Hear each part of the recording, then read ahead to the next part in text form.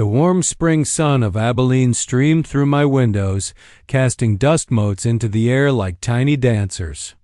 I sat in my old leather chair, cradling a mug of strong coffee, my eyes drifting to a young neighbor trying to master a new trick on his skateboard. At 76, I wasn't one to envy such youthful pursuits, but there was something about his persistence that made me smile. I'm Russell Thornley. I've spent my life as a water engineer for Abilene's water department.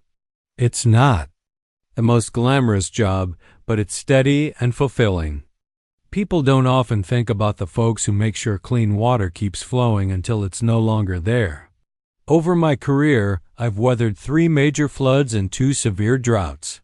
Because of that, some of the old-timers in town know me. Well, this house used to be full of life. My late wife, Margaret, loved hosting guests. She always said that a house without guests was like a reservoir without water. The structure's there, but it serves no purpose. 5 years ago, cancer took her quickly, just 3 months. After 48 years of marriage, I found myself alone in the house we had bought when we were young. I took a sip of my coffee, only to grimace at its coldness. Standing up, I walked to the kitchen to reheat it. My home wasn't exactly luxurious, just a modest 1-story with 4 bedrooms, a living room, kitchen, and a small office, but it's paid off. The house sits in a decent neighborhood in Abilene, and its value has grown quite a bit in the last 2 decades. The 10-acre plot with fruit trees and a vegetable garden certainly adds to its worth. As I was putting my mug in the microwave, the phone rang. Seeing my daughter's name flash across the screen, I sighed and answered. "Good morning, Haley," I said. "Dad, did you forget again?" she asked, her voice tinged with irritation. "Forget what?" I replied, feigning innocence. "It's Warren's birthday today. We're expecting you at 6 p.m. I told you about it last week." She reminded me. I had forgotten, or maybe I just pushed it out of my mind to avoid an evening of awkwardness with a son-in-law I didn't particularly like. "Of course, I'll be there at 6 o'clock, I lied, not wanting to get into it. "And don't be late like last time," she added, in a tone usually reserved for scolding children. After hanging up, I stared at my cold coffee, lost in thought. When had my relationship with Haley become so strained? Was it after Margaret died? No, even before then. Probably the moment she married Warren 29 years ago. I'd never cared for him. Smug, always with an inflated sense of his own abilities. And that condescending smile. Margaret used to tell me I was too hard on him, that he was just trying to impress. But time showed I wasn't wrong. Things had only shifted further after the birth of their first child, Elliot. They began visiting less, citing busyness. Margaret often went on her own to help with the baby. I never liked imposing, so I respected their distance. As time passed, the gap between us grew. My gaze landed on a photo of Haley at her college graduation, radiant and full of hope. I'd been proud of her then. But now, her life revolved around selling real estate and keeping up appearances of a successful family. To her, I was just another object to manage. At 3 p.m., I headed out to the mall to find a gift for Warren. What do you give a man who doesn't care about you?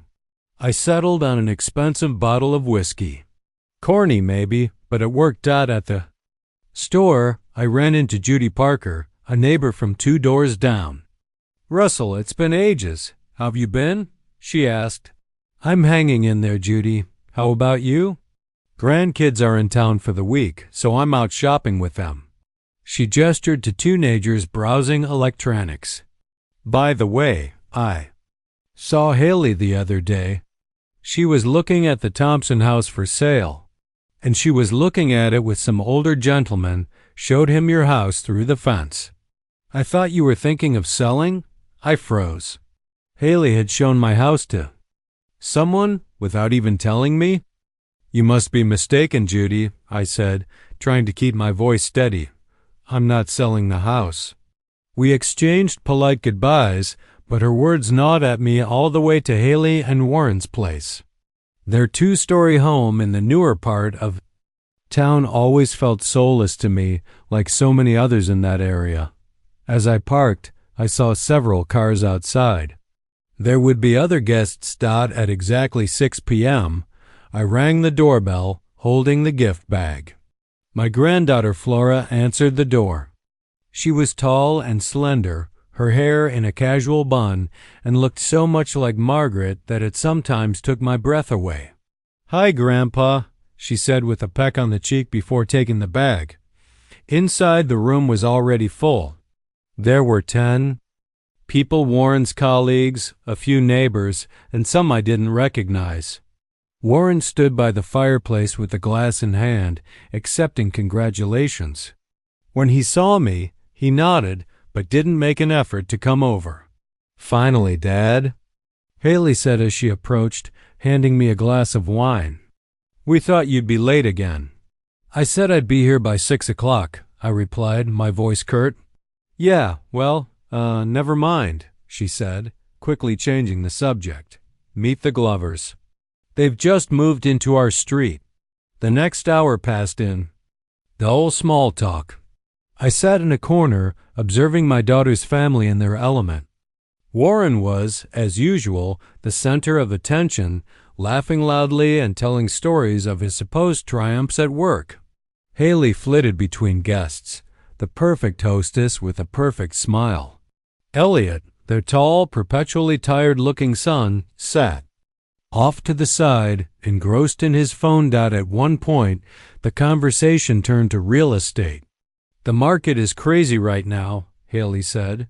"Houses in older neighborhoods are going for double the price, especially if the lot's nice. Your dad's house is one of those, right?" a guest asked. I looked up, just in time to hear Haley's reply. "Yeah, it's a great house, great location, but it's getting hard for one person to take care of." I wasn't going to let that slide. "It's not hard for me," I shot back. "Come on, Dad, you know what I mean. A house this big requires constant maintenance, and you're not getting any younger." Haley said with that same condescending tone, "I'm 76, and I'm doing just fine," I said, my irritation rising. There was a brief, uncomfortable pause before Warren hurriedly changed the subject. But I could see the exchange of glances between him and Haley. They were talking about me, making decisions behind my back. Later, after most of the guests had left, we sat down for dinner. Me, Haley, Warren, and the grandkids. Elliot was still glued to his phone. "So how's work going, Elliot?" I asked, attempting to make small talk. "Fine," he replied, not even looking up. "He got a promotion last month," Haley said proudly. "Now he's in charge of the whole development team." "Congratulations," I said genuinely. "I always knew you had a sharp mind." Elliot finally looked up at me, as if surprised I was still there. "Thanks, Grandpa. By the way," he added, "are you still using that old computer of yours? I could help you pick out something newer." "I'm fine with the one I have, thanks," I said, even though I knew he'd never follow through. He'd only been to my house once in the past year, and that was just to drop off some papers for his mom. Flora, however, was different. She had always paid attention to me. Now she sat beside me, asking about my garden, my books, and my life.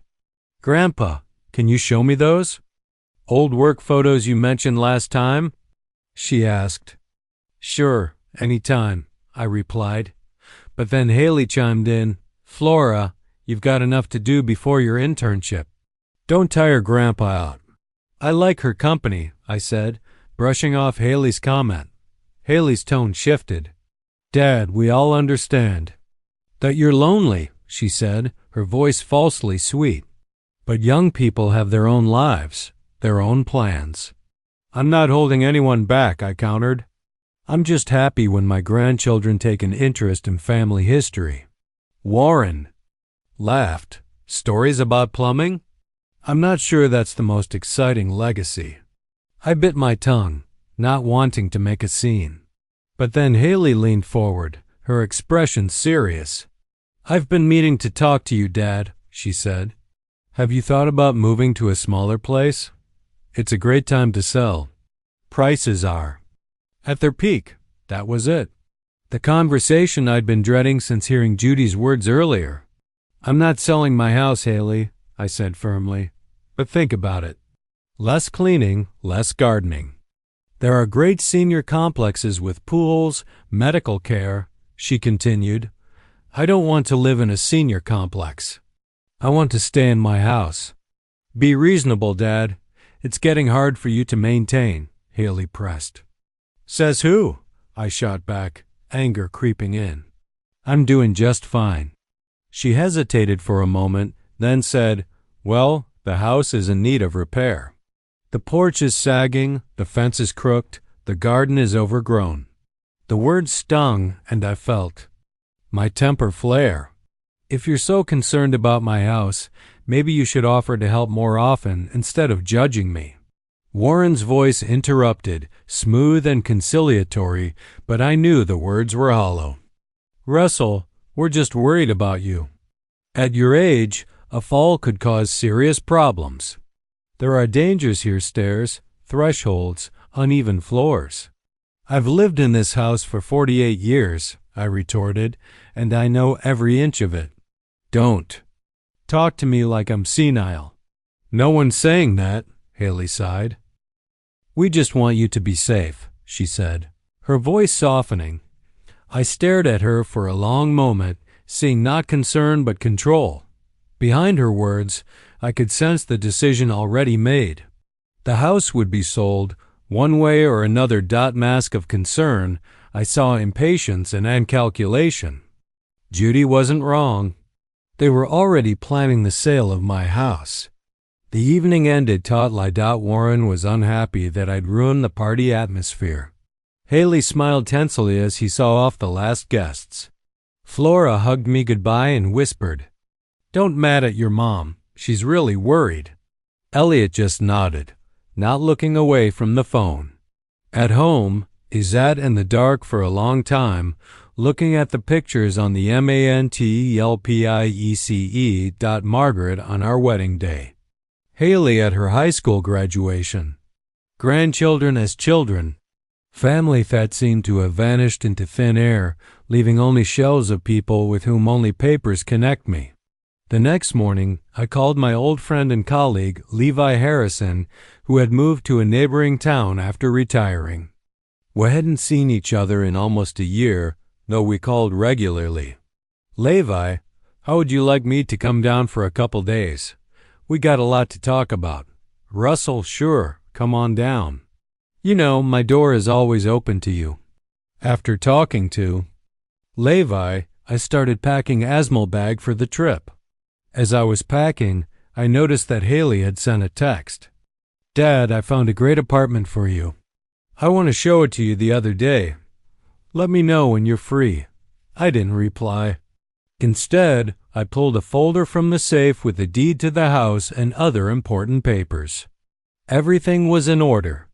I owned the house outright. The will had been drawn up while Margaret was still alive and hadn't been changed. But perhaps it was time to make adjustments. Around noon, the doorbell rang. To my surprise, it was Haley. "Dad," I called, "but you didn't answer. I've been busy packing." She noticed the bag in the hallway and frowned. "Are you going somewhere? To Levi's for a few days?" "Levi's? To Rainer Springs?" Her tone was full of incredulity. "You should warn us about plans like that." "I'm an adult, Haley. I don't need to ask anyone's permission. It's not a booter mission. It's about worry. Is it safe for you to drive that far?" 90 minutes isn't that far." She entered the house uninvited and began to survey the living room with a critical eye. "There's so much stuff in here that you don't use, Daddy. Maybe it's time for an audit." I followed her gaze. She was looking at the collection of old hydrology books I'd collected over the years, at the antique wall clock given to Margaret for our 20th anniversary. At the paintings by local artists we bought together. All of these things have value to me, Haley, but they take up so much space and they collect dust. I noticed the way Shell looked at the size of the room as if estimating square footage. When? Are you coming back from Levi's? She asked, changing the subject. I'd like to show you that apartment on Sunday. I don't know exactly. I might be a week late. Her face expressed displeasure, but she held back. All right, but call me when you get back and be careful driving. After she left, I felt strangely uneasy. Something in her demeanor, in the way she studied the house, was unsettling. I decided to take extra precautions. I gathered the most important documents, a few valuables, and Margaret's photographs to take with me. The rest would have to be left to fate. Before leaving, I called my neighbor Judy. Judy, I'm going away for a few days to a friend's house. Can you keep an eye on the house? Sure, Russell. Don't worry.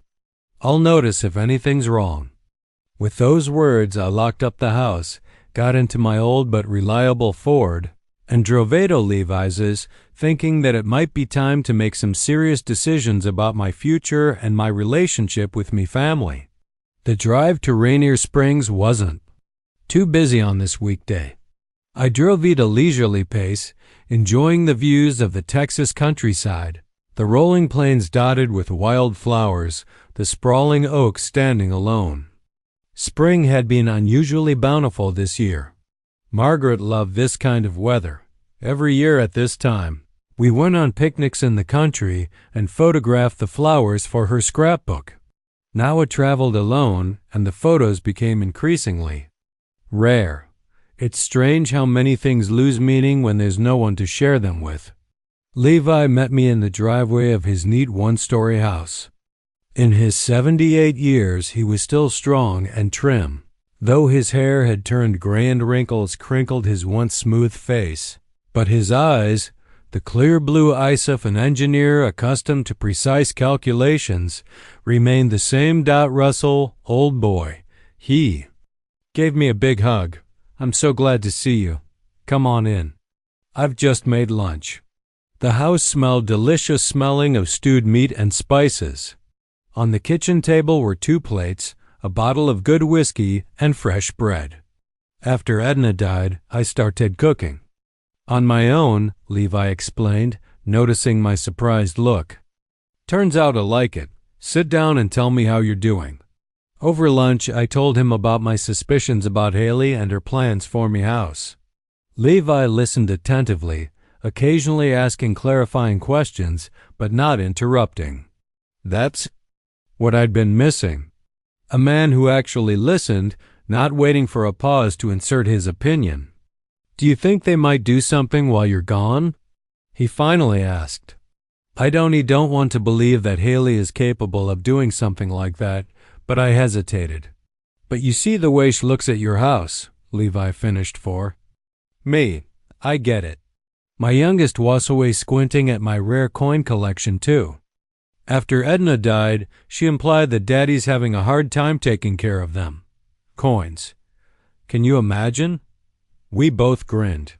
There was something comforting in the fact that I wasn't the only one facing such problems. After lunch, Levi showed me around. His property, a small but manicured rose garden, a garage where he had set up a workshop, and a guest room where I was to stay. Everything was simple but neat and functional. A real engineer's home.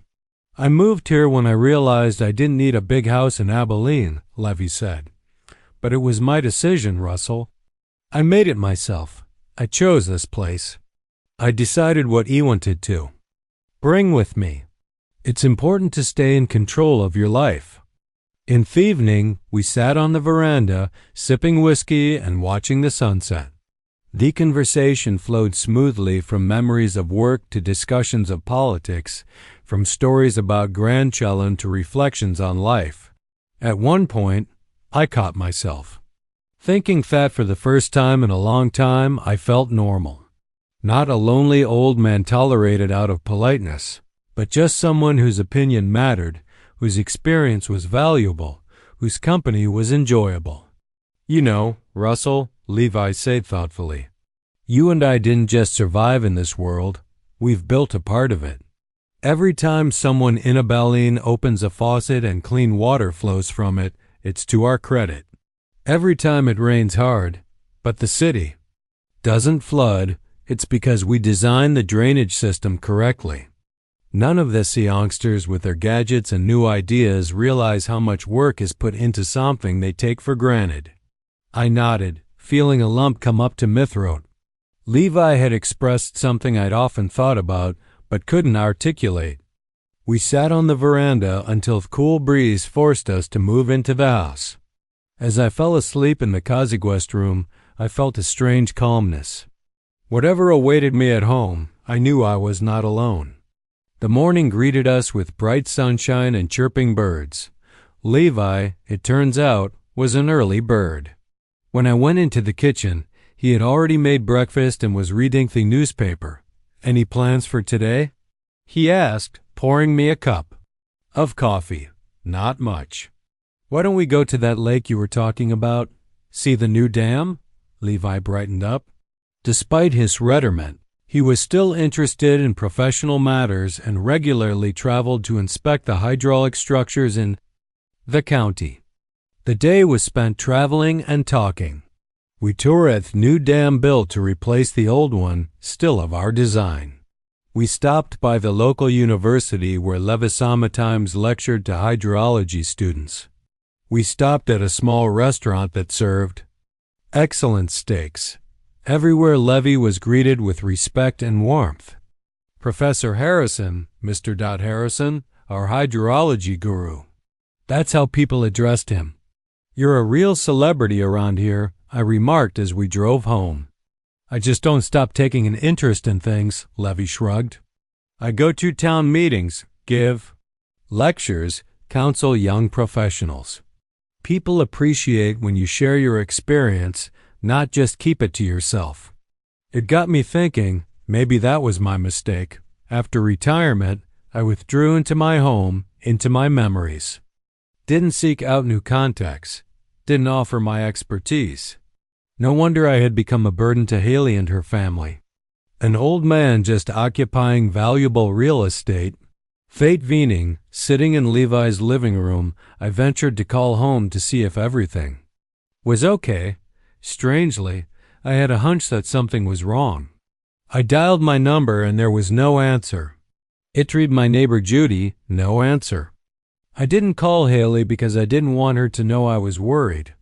That night I had a strange dream. I came home, but I couldn't get in. The door wouldn't open with my key. I knocked and called, but no one answered. Then Haley's face appeared. In the window, looking at me with the same condescending smile she used to say, "Daddy, did you forge a taggin?" I woke up in a cold sweat. At breakfast that morning, I told Levi Fade'd probably go back to Abilene a day early. Did something happen? He asked, looking at me carefully. I don't know. Just a feeling. I couldn't finish a sentence without an engineer's intuition. Levi nodded. I know what you mean. When a dam is a buto leak, you can feel it, even if all the gauges show normal.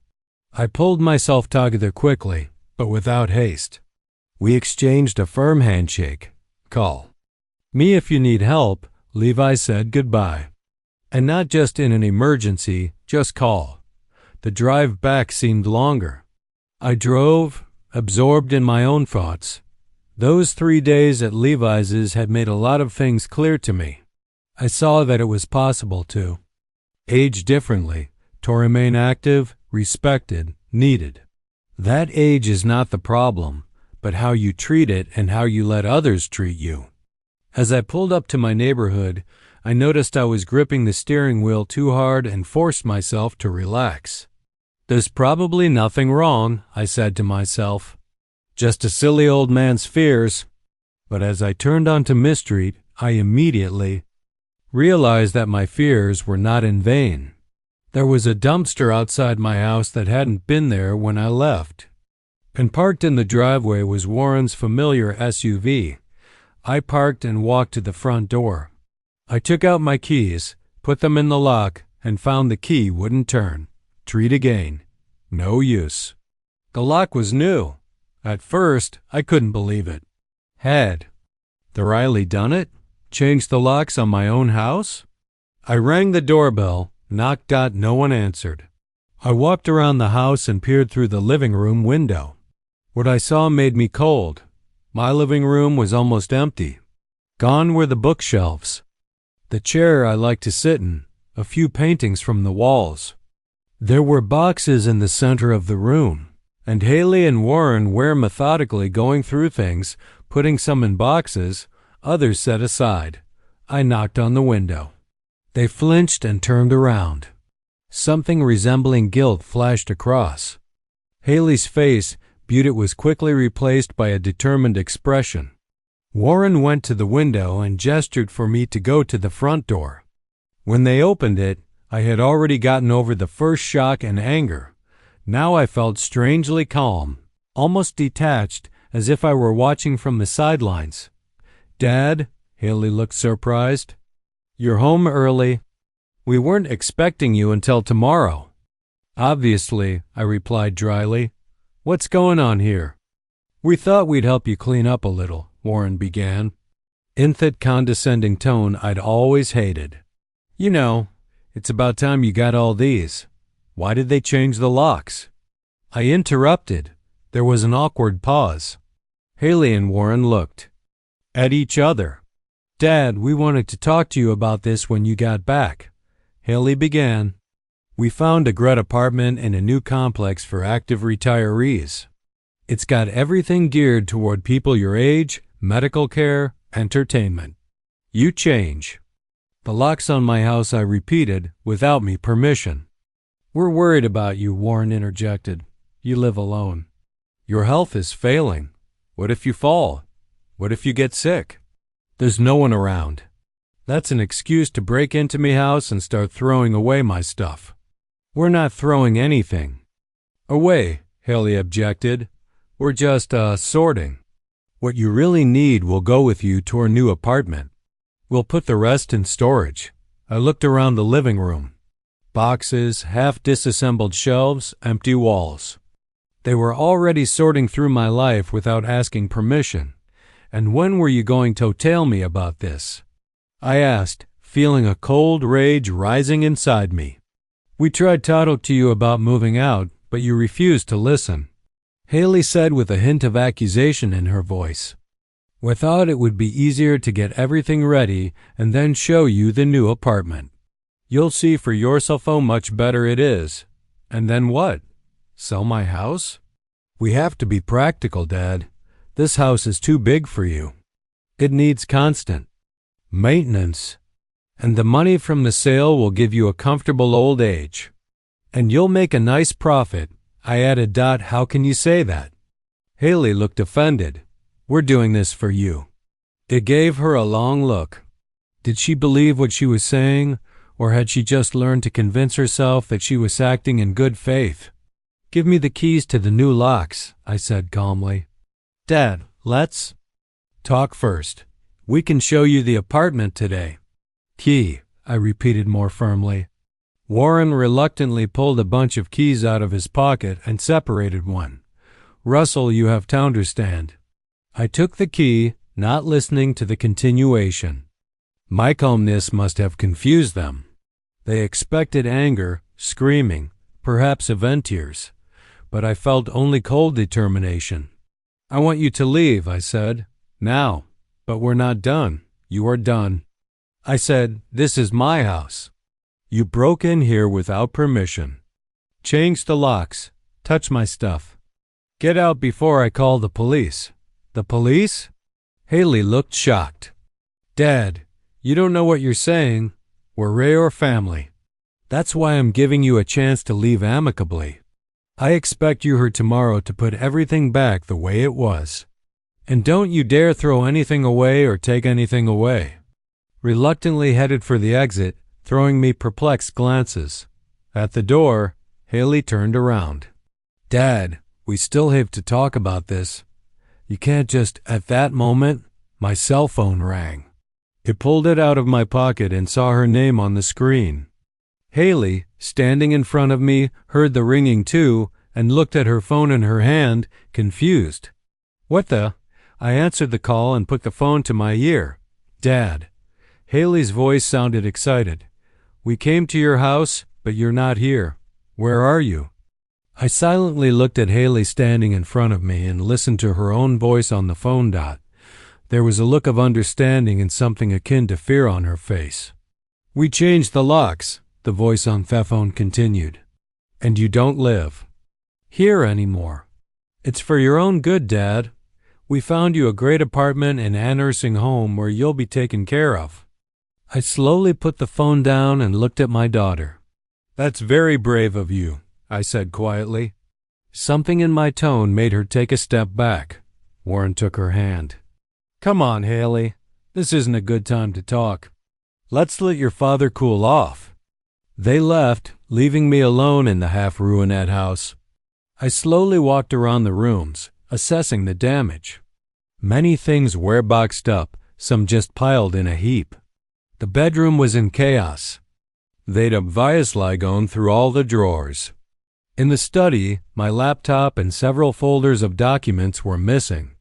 I sat down in the chair that had somehow miraculously avoided being sorted and thought what Haley and Warren had done wasn't just trespassing.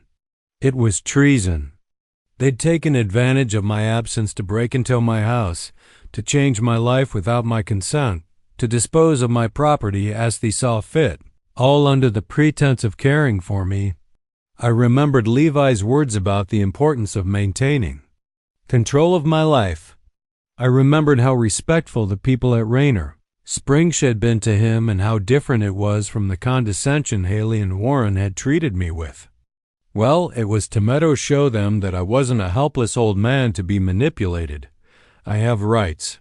I have dignity. And I will defend them. I pulled out my phone and found a number I'd kept for a long time, but hadn't used the number of Alan Prescott, the attorney who had once helped me with the paperwork on the house. "Mr. Prescott, it's Russell Thornley. I need your help. I've had a legal situation with my family." The Blue Pine Motel on the outskirts of Abilene never claimed to be luxurious. It was a typical roadside shelter for moderate budget travelers. Clean, functional, no frills. I took a room on the first floor overlooking the parking lot and cracked asphalt. After checking in, I sat on the edge of the double bed and looked around. A featureless room with faded wallpaper, an outdated TV, and an air conditioner that hummed like a tractor. Nothing like the house I'd shared with Margaret for nearly half a century. I pulled a picture of my wife out of my pocket, the one I always carried with me, and set it on the knitstand. "Here we are, Margie, at the motel," I muttered. "What would? You say if you saw me here?"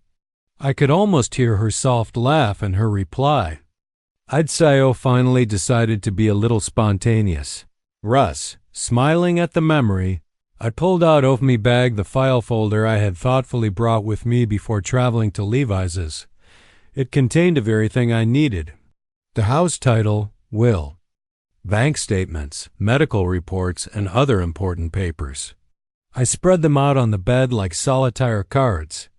These documents were my insurance, my weapons in the battle ahead. I gathered at them gradually, anticipating that a day like today might come. I first thought about the need to protect myself from my own children about 2 years ago. Margaret had been gone for 3 years, and I had slowly adapted to life without her. One day, Haley and Warren took me out to dinner, and afterward, they made small talk about how I should simplify my finances. "Dad, it's hard for you to keep track of all the bills and payments," Haley said with that special tone she saved for when talking about my age. "We could help. Warren's good with finances." Their offer sounded tempting. A joint bank account into which I would transfer my savings and from which they could pay my bills and purchases. "That way, you won't have to worry," they assured me. I almost agreed, but something stopped me. Perhaps it was the look they exchanged when I said I'd think about it. too satisfied, too calculating, or the way Warren immediately asked exactly how much money I kept in my main account. The next day, I called an old acquaintance of mine, Alan Prescott, the lawyer who had once helped Margaret and me with the paperwork on the house. Alan had already retired but was still counseling some long-time clients. We met at a coffee shop and I told him about my doubts. "Russell, I've seen this many times," he said, shaking his head. "Kids think old people can't handle their money anymore and they take matters into their own hands. Sometimes out of the best of intentions, sometimes for other reasons." "Do you think Haley's trying to trick me?" I asked, still not wanting to believe that was a possibility. "I didn't say that," Alan answered diplomatically. "But a joint bank account is a big risk. If something happens, the money could be frozen or go to her automatically. And if they have financial problems, your money can go to pay them off." He advised me to leave things as they were and instead execute a power of attorney in the event of incapacity, a document that would only take effect if I actually lost my decision-making ability, and choose someone other than Haley to be the trustee. He added, "Appoint someone else you trust, a counterweight." I took his advice and executed the power of attorney for Haley and Levi, my old friend and co-worker. Haley was unhappy when she found out she wouldn't be the sole power of attorney, but couldn't argue against the reasonableness of that decision. After that incident, I began to watch my daughter and son-in-law's behavior more closely. I noticed how they looked at my house with appraisal, how often they talked about how people your age would be better off living in special complexes. I saw Warren examining the valuable items in my house as if calculating how much I could get for them. 6 months ago, another incident occurred that made me take extra precautions. Haley asked me for a loan of $20,000 for fluorosecation. I gave the money without hesitation. My granddaughter's education was important, but a month later, I accidentally learned from Flora herself that she had received a full scholarship and did not need additional funds for her education. When I asked Haley where the money went, she was embarrassed and started saying something about other expenses, about Flora being out of touch with the family finances. But I could see in her eyes that she was lying. After that, I started documenting every financial interaction with the kids, every loan, every gift, every request for money. I installed a call recording app on my phone and saved every message. I copied all important documents and kept them in different places, some in my home safe, some in a safe deposit box, some at Levis's. Around the same time, I met with Alan Prescott again and signed a new will. Under the previous version, all my property was to be divided equally between Haley and my grandchildren upon my death. Now I made a change. The house and most of the money was to go directly to the grandchildren, bypassing Haley and Warren, and only after the grandchildren turned 30. Until then, the property was to be managed by a trust overseen by an independent trustee. That will protect your inheritance from hasty decisions, Alan explained. And it will give your grandchildren time to grow up before they have access to large sums of money. Also added a clause stating that any loans not repaid by the time of death sold be deducted from the borrower's share. This applied to the $20,000 that Haley had borrowed ostensibly for Flora's education, as well as several other sums that she and Warren had borrowed over the past few years. These measures might have seemed excessive, even paranoid, but today's events proved that I was right in my fears. Haley and Warren didn't just want to control my finances. They wanted control of my entire life, my home, my belongings, and they didn't ask for my consent.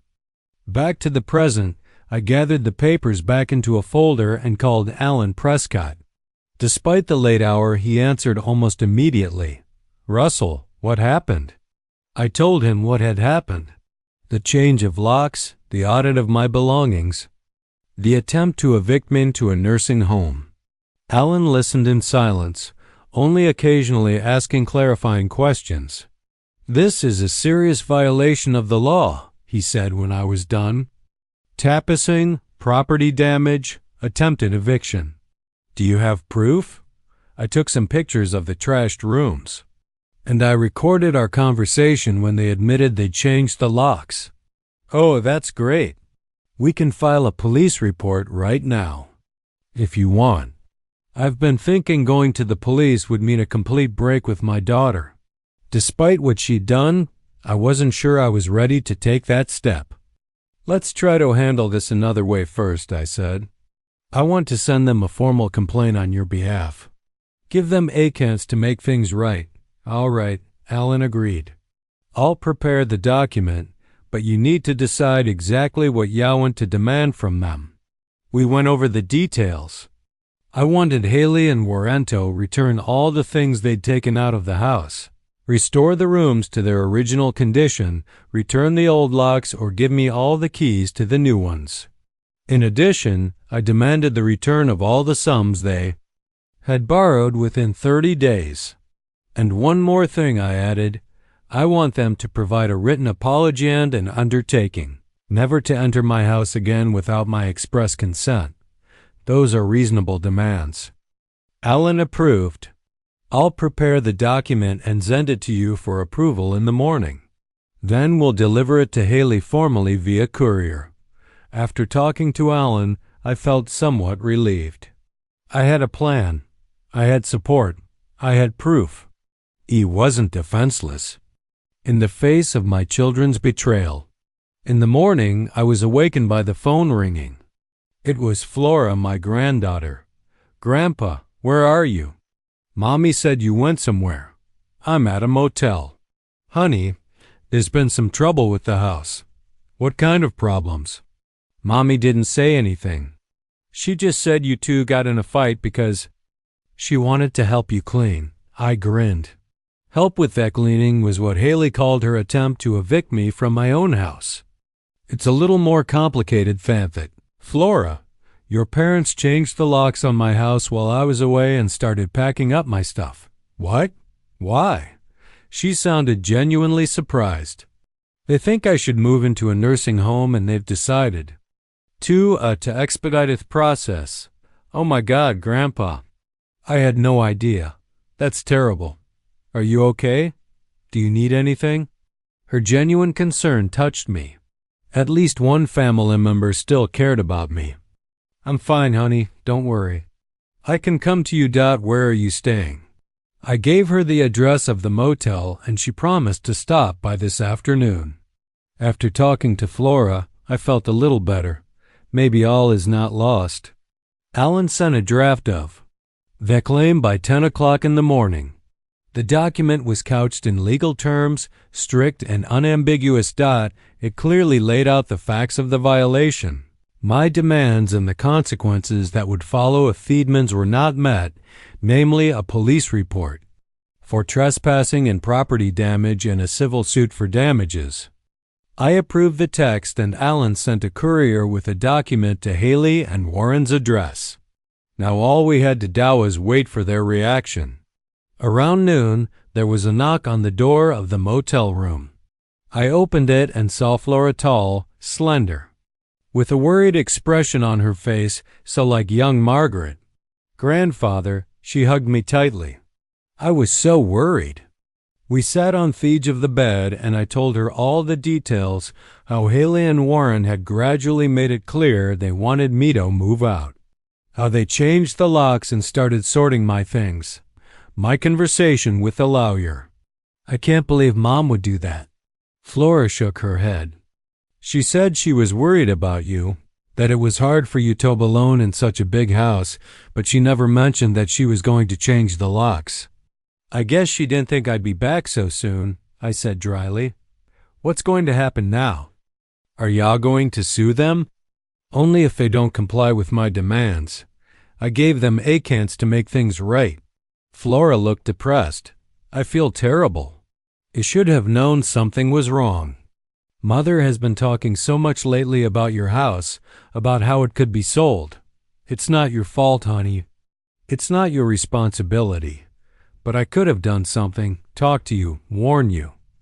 I put my arm around her shoulders. You're here. Now, and that's what matters. By the way, how's your internship going? It starts soon, doesn't it? Flora perked up a little, talking about her upcoming internship at an architecture firm. It's been her passion since childhood, designing buildings, creating spaces. I always encouraged her interest, buying books on architecture, taking her on tours of Abilene's historic buildings. You know, Grandpa, she said suddenly, you can stay with me until all this is resolved. I have a small apartment, but I have a couch in the living room. Thanks, honey, but I'll stay here. I don't want to drag you into a conflict with your parents. But that's not fair. You don't have to live in a motel while they're running your house. It's only temporary. It'll be over soon. After Flora left, I was once again alone with my thoughts. Her support meant a lot to him, but I really didn't want to put her in a position where she had to choose between me and her parents. Toward evening, Alan called. The courier delivered the document, he said. Haley signed for it. Now we're waiting for their reaction. Do you think they'll agree to my terms? It's hard to say if they have any common sense. Yes, because the alternative is a lawsuit which they'll almost certainly lose. Trespassing is a serious charge. It thanked him and hung up. Less than a minute later, the phone rang again. This time it was Haley. Daddy, her voice sounded both hurt and outraged. You hired a liar against your own daughter. Seriously? And you changed Thelex on your own father's house. Seriously, we did it for you to make you feel better. No, Haley, you did it for you to take over my house. How can you say that? There were tears in her voice. After everything we've done for you, we took care of you, visited you, helped you with things. When was the last time you visited me just for fun, not to talk about selling the house or moving? Into a nursing home? I asked quietly. There was a pause. We have our own lives, Dad. Work, kids, commitments. We can't bear on you all the time. I didn't ask for that. All I asked for was respect at the right to decide where and how I live my life. But you don't understand. You're 76 years old. You can't decide everything for yourself. I can. I will. Now tell me, Haley, will you honor the demands of the claim? She sighed. Wouldn't have a choice, do we? Otherwise, you're going to sue us. That's exactly right. Okay. Her voice turned cold. We'll get it all back. But don't think that's the end of it, Dad. You're making a big mistake. Maybe I am, but it's my mistake and I'm entitled to it. After talking to Haley, I felt a strange emptiness. I won that round, but at what cost? The relationship with my daughter is probably irrevocably damaged. And even though it was her own fault, I was still bitter. In the evening, I couldn't sleep for a long time, tossing and turning in the uncomfortable soaker bed. My thoughts swirled around in my head like fall leaves in the wind. I remembered Haley as a little girl, how she'd run to me with open arms when I came home from work, how I taught her how to ride her bike, how proud I was of her on her college graduation day. When did everything change? When did my favorite daughter turn into someone capable of kicking me out of my own home? Maybe it was my own fault. Maybe I wasn't a good enough father. With these thoughts, I finally fell into a restless sleep. I woke up to the phone ringing. It was Alan. Good morning, Russell. I have some news. Haley contacted me through her attorney. They've agreed to fulfill all the requirements of the claim except one: repayment of the loans. They're asking for more time. How much time? They're offering 6 months instead of 30 days. And they want a repayment schedule. I've been thinking, on the one hand, I didn't need the money urgently. On the other, it was a test off their seriousness. If they really intended to repay the debt, why couldn't they do it within a month? Tell them it'll take 3 months. And I want to see the first payment in a week. Okay, I'll tell them. One more thing. They want to arrange for your stuff to be returned, and the locks to be changed this afternoon. Are you planning on attending? I will. It's my house in Ewan to see what they're doing. That makes sense. I'll be there too, just in case. After the conversation, I felt a surge of energy. Something was finally happening. I was finally taking back control of my life. I quickly packed up, ate breakfast at a nearby diner, and headed to my house. As I pulled up, I saw that Alan's car was already in the driveway, as well as the locksmith service van. So they were really going to change the locks back. Alan was waiting for me at the entrance, elegant, even in his casual clothes with his unchanged leather briefcase in his hands. Russell. He shook my hand firmly. Haley and her husband hadn't arrived yet, but the locksmith was already working on the locks.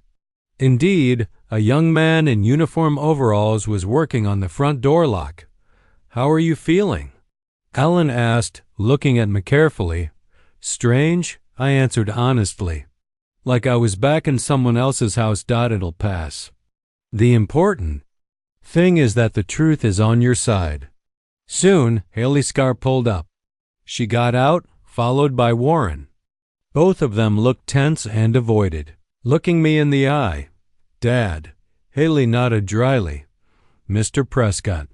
Miss Thornley. Mr. Kincaid. Alan replied just as formally. I'm glad we were able to reach an agreement without going to court. Yes, said Warren. Very glad. Felix Smith finished with the locks and handed me 2 sets of keys. All done, sir. The locks are the same as before. We found them in the garage.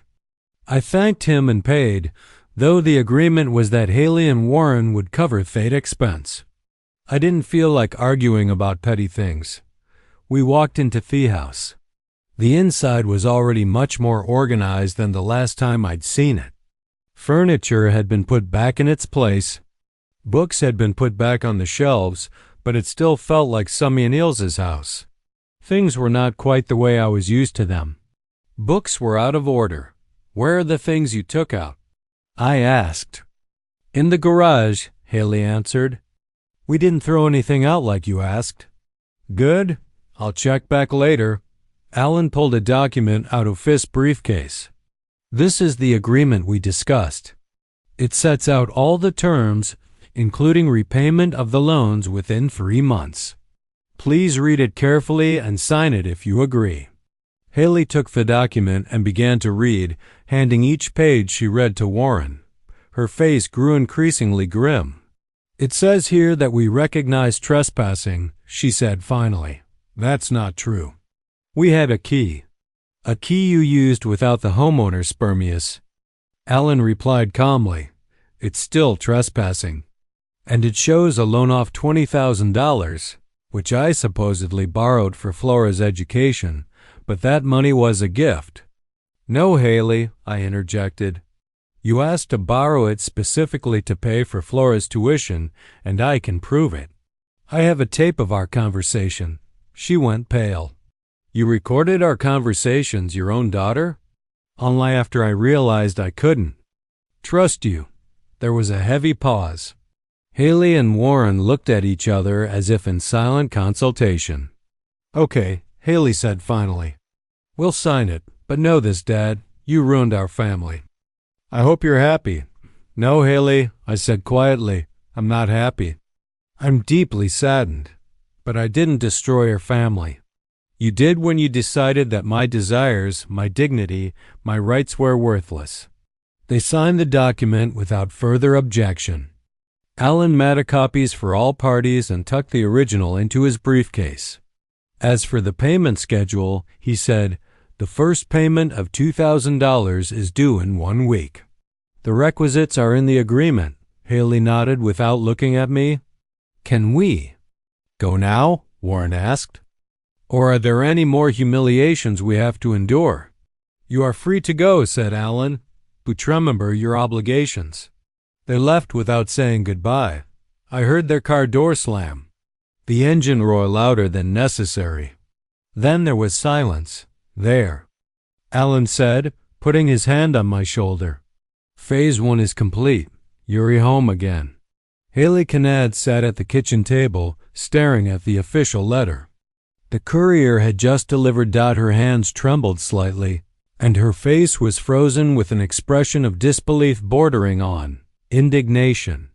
The sun was beating in through the windows of the new Scandinavian-style kitchen, highlighting every wrinkle. In her face, wrinkles that had become more frequent in recent years. I can't believe it, she muttered, rereading the letter for the third time. I just can't believe he did it. Warren, her husband, came into the kitchen with a cup of coffee and immediately noticed her condition. What's wrong? He asked, coming closer. Haley silently held out the letter to him.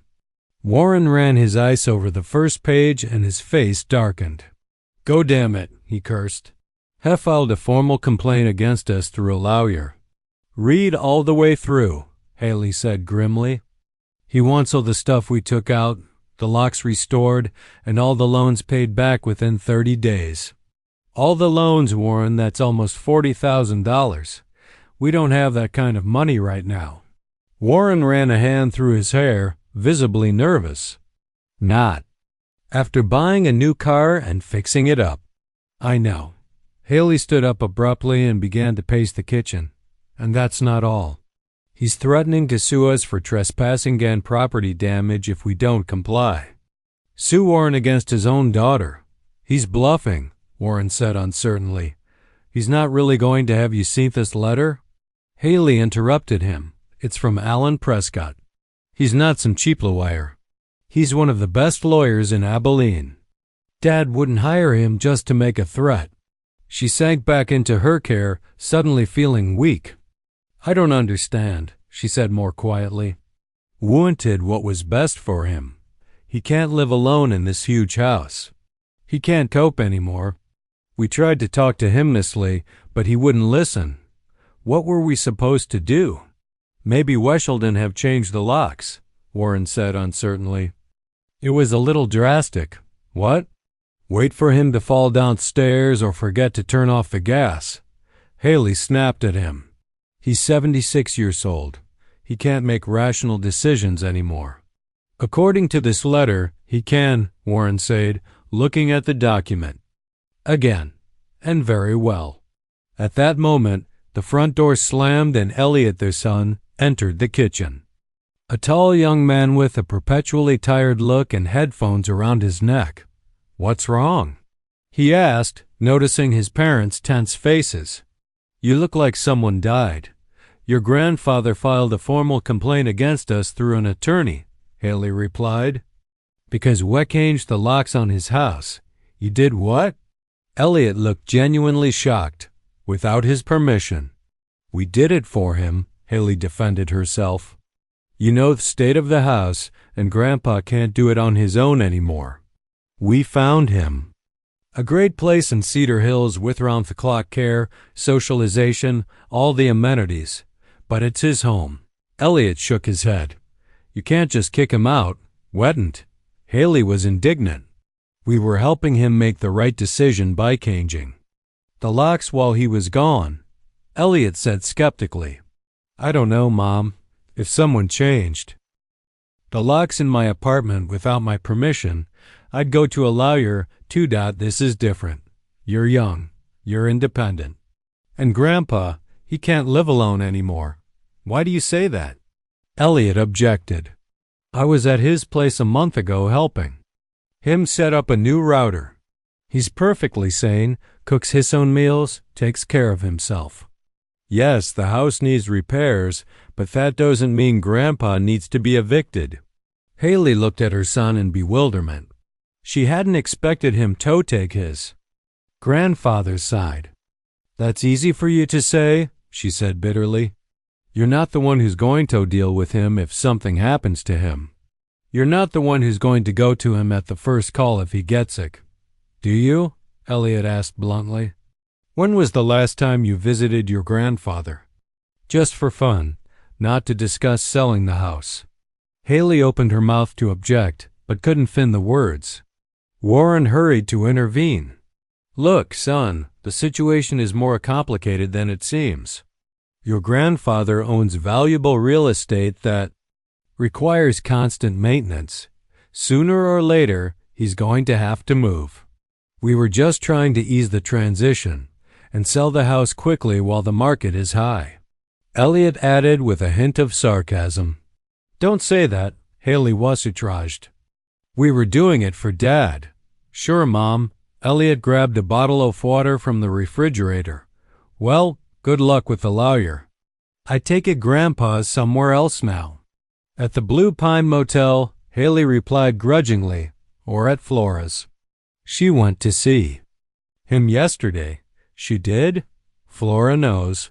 Elliot shook his head. Okay, I'm going to go call my grandfather. See how he's doing. Don't you dare take his side. Haley shouted after her son. He's manipulating you. Warren put his hand on her shoulder. Calm down, honey. We need to figure out what to do about this claim. We don't have many options. Haley took a deep breath, trying to gather her thoughts. We need our own lawyer, she finally said. I'll call Greg Summers. He does family law. The next day, Haley and Warren met with Greg Summers, a family law attorney, at his small office in downtown Abilene. Summers, a full middle-aged man with balding hair and a good-natured face, scrutinized the claim from Alan Prescott. Yeah, he said finally, setting the document aside. The situation is not in your favor, frankly. Why? Haley was indignant.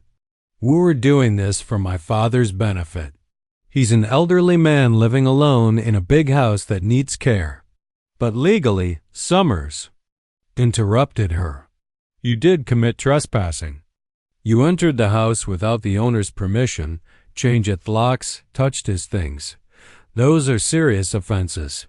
But I'm his daughter, Haley exclaimed. I have a right to worry about him? Worry about him? Yes, Summers nodded, but not to break the law. If your father is competent, and judging from the fact that he hired Alan Prescott to prepare this claim, he is, then he's the only one who has the right to dispose of his property. What are we supposed to do? Warren asked. Just comply with all his demands. That's what I would recommend, Summers said seriously. If it goes to trial, you'll almost certainly lose. And then, in addition to complying with all the demands, you'll have to pay court costs and perhaps compensation for moral damages. What about the debt? Haley asked. Heedman's $40,000 within 30 days. We don't have that kind of money. We can try to negotiate on that point, Summers said. Offer a payment schedule, a bond, something like that. But I would recommend that the basic requirements, return the items, restore the locks, be met immediately. After the meeting with the lawyer, Haley was distraught. She really hadn't expected the situation to turn against them. In her mind, they were doing the right thing by taking care of an elderly father who could no longer take care of himself. That evening, Haley organized a family council. Gathered in their living room were she, Warren, Elliot, and Flora, arrived. Reluctantly and immediately took a defensive stance. I will not be part of the conspiracy against grandfather, she declared, crossing her arms over her chest. There's no conspiracy, Haley sighed. We just want to discuss the situation as a family. As a family? Flora snorted. Where's Grandpa? Then, is he part of the family too, or have AO already written him off? Flora, please, Haley said tiredly. We're trying to find a solution that's best for everyone. The best for everyone is to give Grandpa his house back and apologize. Flora cut her off. We'll get the house back, Warren intervened. The question is what to do next. Your grandfather can't live there forever. Why not? Flora objected. He's doing fine. He's not doing fine, Haley shook her head. The house needs repairs. Degerden is neglected and he's not old enough to maintain it all. So help him, Flora exclaimed. Hire a gardener. Organize the repairs. If his welfare is so important to you, help him stay in the house, not try to evict him." There was a pause. The thought didn't seem to have occurred to either Haley or Warren. "It would be expensive," Warren said uncertainly. "Regular garden maintenance, roof repairs, porch repairs." "But it will be cheaper than the $40,000 you owe," said Elliot, who had been silent until then. "And certainly better than the legal fees if your grandfather sued you." That night, they decided to honor Russell's demands and tried to negotiate a repayment schedule. Haley also called several mutual acquaintances, including Dorothy Wilkins, a former coworker of her father's, and asked them to talk to her father to convince him to compromise. But Russell proved adamant. Dorothy called Haley the next day and said she had spoken to him, but he was adamant. "He's very hurt, Haley." Dorothy said, "He feels that you've betrayed his trust, and frankly, I can understand it. Changing the locks on me and Elsa's house without permission is a strong move. We meant well," Haley said for the nth time. "I know, honey, but sometimes our ideas of what's best don't match up with other people's. Your father has always been an independent man. He wants to keep that independence until the end." After talking to Dorothy, Haley realized that they would have to accept her father's terms.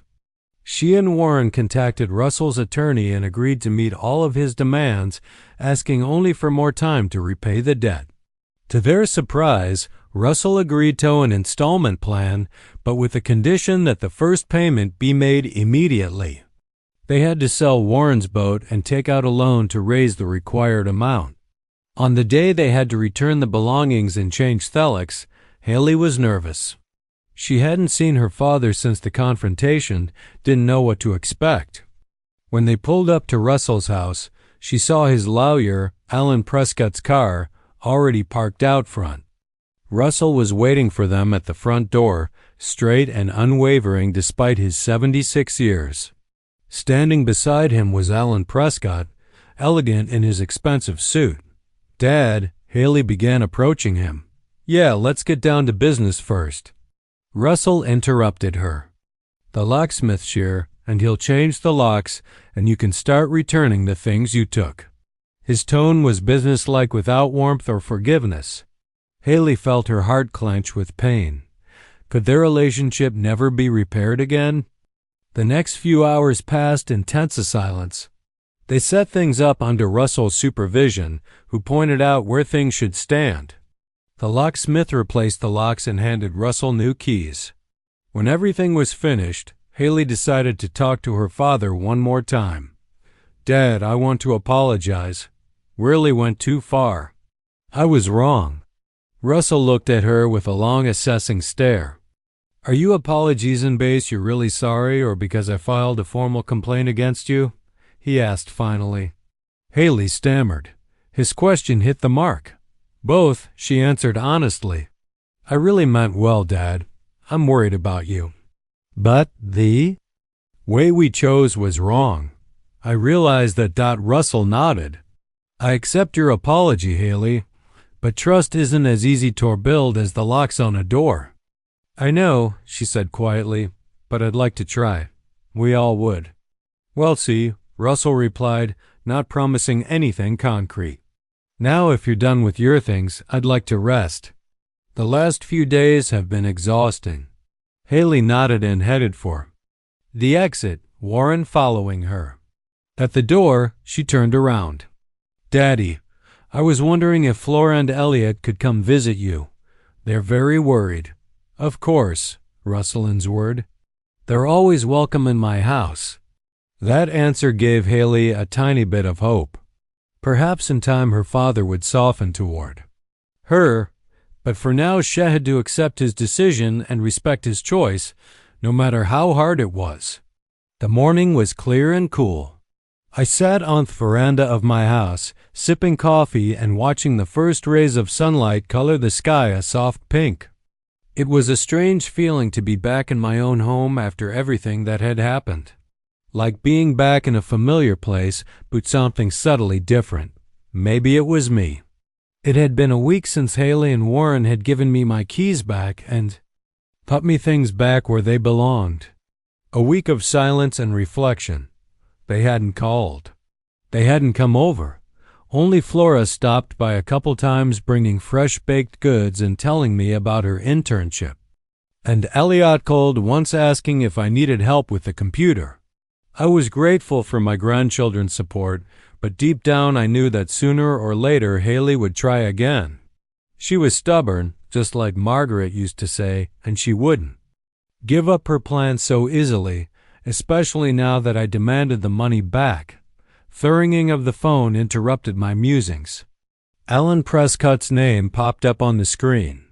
"Good morning, Russell." Alan's voice was as cheerful as ever. "How are you feeling?" "Not bad, thanks. Any news?" "Yeah, Haley contacted me through her lawyer. They want to set up a meeting. Family council, as they call it." I chuckled. Family council. It sounded too formal. For family. Why? The terms of the agreement are clear. They pay back the debt on schedule. I live in my house. What's there to discuss?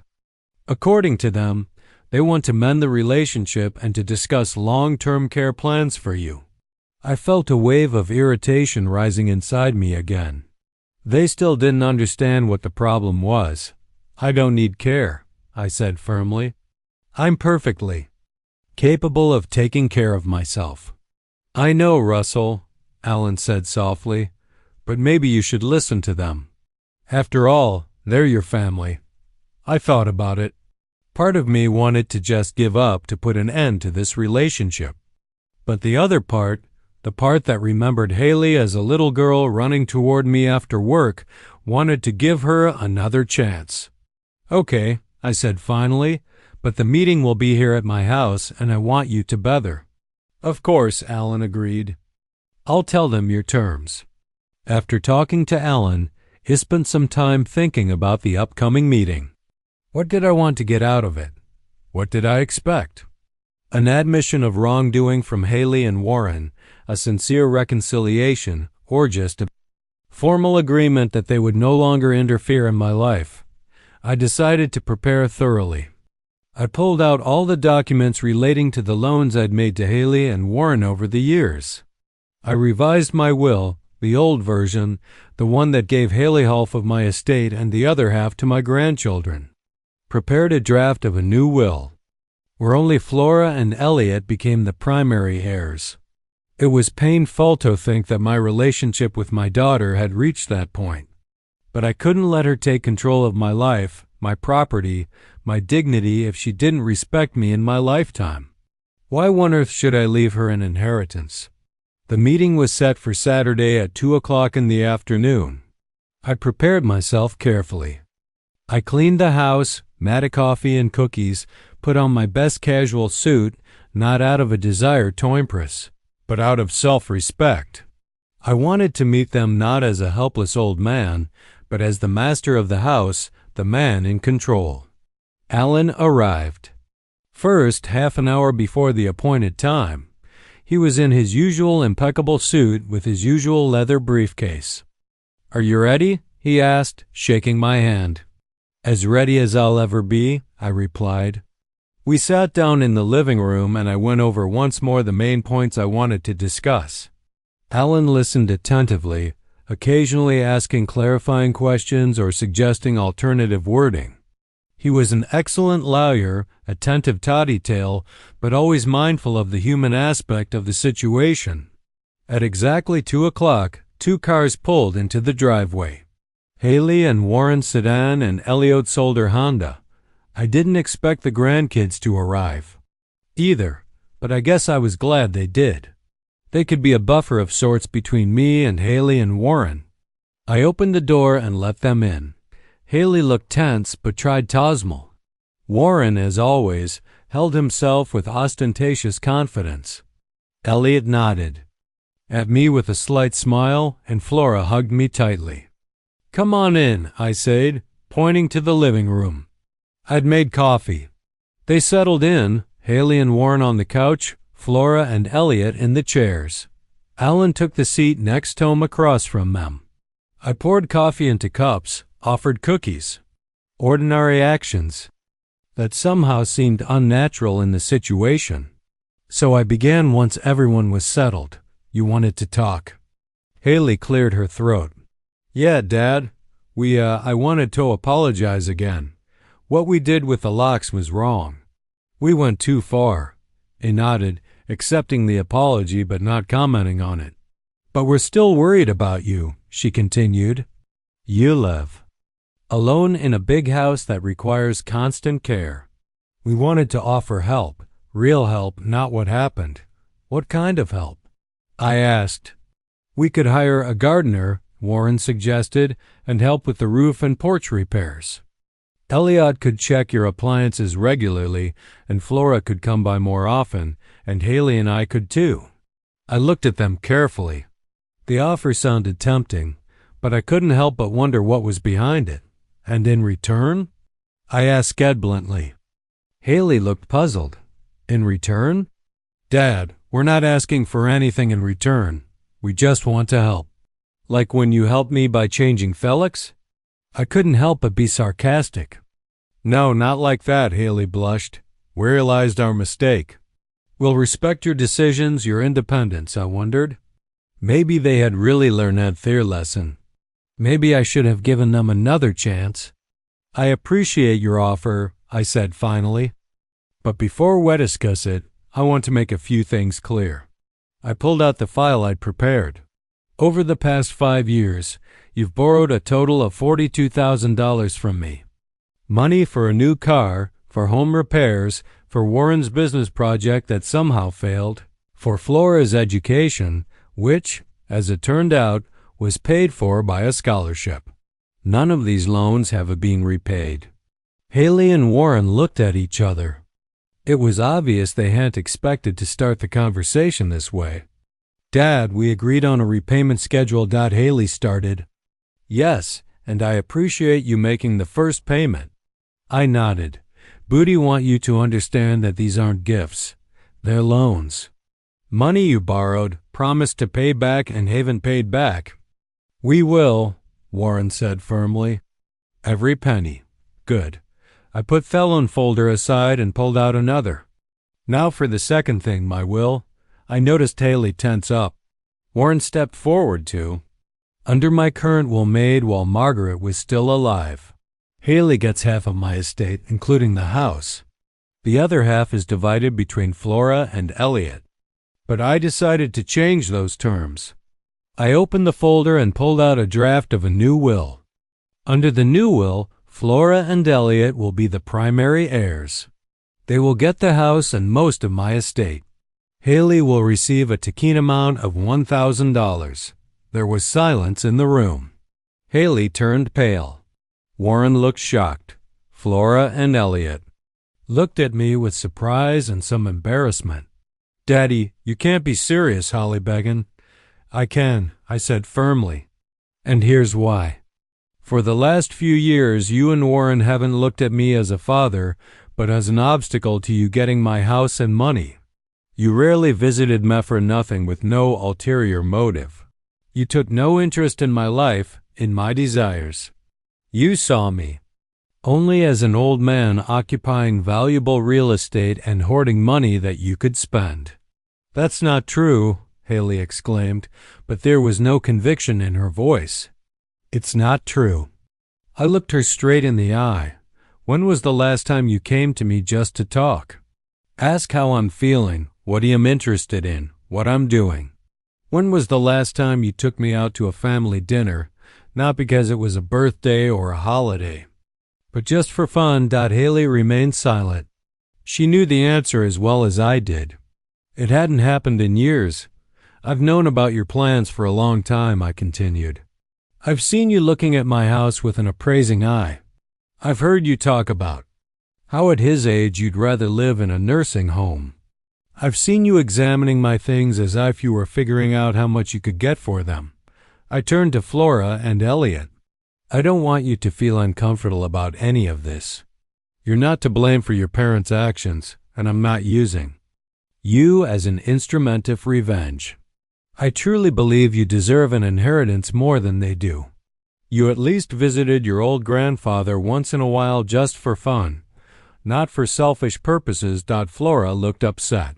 Grandfather, we don't want to be the cause of discord in the family. You are not the cause, I interrupted her gently. The reason is our parents' attitude toward me, their disrespect, their selfishness, their impatience. Warren, who had been silent until then, suddenly exploded. It is unjust, he exclaimed. We have cared for you for years. Yes, maybe not visited as often as you wanted, but we have our own lives, our own obligations, and yes, we wanted you to move to a place where you'd be better cared for. But not because we covet your home, but because we're worried about you. If you were really concerned about me, I replied calmly, you would ask what I want. You would have respected my wishes, my choices, but you thought you knew better, that you could control my life, my possessions, my future. I paused to take a sip of coffee. Strangely, I felt surprisingly calm. It was as if all those words had been waiting to be said for a long time, and now that they were spoken, I felt relieved. I haven't signed this new will yet, I said, pointing to the documents. I'm giving you one last chance. If you really want to get along, if you're willing to respect me and my decisions, I won't change the will. But if you continue to treat me like a burden, if you continue to try to control my life, I will sign these documents tomorrow. There was silence in the room again. Haley looked at me with an expression that was hard to decipher, a mixture of resentment, fear, maybe even understanding. So I said, leaning back in my chair, you wanted to talk about help. Let's discuss it. But on my terms. What terms? Haley asked quietly. First of all, this is my house and I'm staying in it until I decide otherwise. No talk of nursing homes or special facilities or anything like that. Second, if you want to help with gardening, repairs, appliances, please. I'd appreciate it. But it has to be real help, not an attempt to control my life. Third, all loans must be paid back on schedule, no late fees or excuses. He looked at each of them in turn, and most importantly, respect. I will not tolerate condescending attitudes, patting me on the shoulder, talking about how at my age something can't or shalln't be done. I have lived a long life, built a successful career, received a daughter, helped raise my grandchildren. I deserve respect, not pity or impatience. There was a long pause after my speech. Alan, who had been silent all this time, nodded approvingly at me. Flora looked at me with obvious admiration. Elliot seemed thoughtful. Haley and Warren looked shocked. They clearly hadn't expected such a rebuff. Daddy, Haley finally said, and her voice sounded unacceptably uncertain. I didn't know you felt so acute. I thought we really cared about you. Maybe in your mind that was caring, I replied. But notin'. Mine. Caring is respecting a person's wishes, even if they don't coincide with yours. It's supporting his choices, not imposing your own. Warren opened his mouth as if to object, but then closed it without a word. Maybe for the first time in his life, he was really listening. We could try some thingles, Haley said uncertainly. If you really want to stay in this house, we can help make it more comfortable and safe for you. And we'll pay back all the debts, Warren added, every dime. He looked at them carefully, trying to see if they were sincere or if they were just scared of losing their inheritance. It was hard to tell for sure, but at least they were really listening to me for the first time in a long time. All right, I said. At last, let's give it a try. But remember, this is the last chance. I will not tolerate any more attempts to control my life. After these words, the atmosphere in the room lightened a little. We began to discuss specific issues: porch repairs, garden maintenance, regular visits. Alan helped to formulate agreements clearly and concisely to avoid misunderstanding the future. When the major issues were settled, Haley and Warren got Redito leave. They had the tense look of people who had learned a serious lesson and were trying to make sense of it. Flora and Elliot decided to stay a little longer. At the door, Haley turned it around. "Daddy, I really didn't realize how much." "We hurt you. I'm sorry." "I know," I replied. "Maybe now we can build a new relationship, one based on mutual respect." She nodded and walked out, Warren following her. I closed the door and returned to the living room where Alan, Flora, and Elliot were waiting for me. "Well, that was intense," Elliot said with a slight smile. "I apologize for dragging you into this," I said to my grandchildren. "You shouldn't have picked sides in the conflict between me and your parents." "It's okay, Grandpa," Flora said, sitting down next to me. "I'm proud of you. You stood up for your rights, for your dignity." "Yes, it was impressive," Elliot agreed. "I don't think me parents have ever seen you so determined." "Do you think they learned their lesson?" I asked. Elliot shrugged. "It's hard to say, but at least they realized that you're not a helpless old man you can do anything with." Alan, who was gathering his papers, nodded. "You did a great job, Russell. Clear, to the point, unemotional. I'm proud of you." After they left, I sat on the veranda for a long time, watching sunset. A strange feeling came over me, a mixture of sadness and release. Sadness that my relationship with my daughter had gotten to the point where it required the intervention of lawyers and threats of disinheritance. Liberation from finally saying everything I'd been holding in for so long and standing up for my right to live the life I wanted. I didn't know if anything would change after today's conversation. Would Haley start treating me with more respect? Would Warren stop looking at my house as a future prophet? Will they start to see me as a person and not just an old man occupying valuable real estate? Time will tell. With that thought, I finished my coffee and went back inside. Tomorrow would be a new day.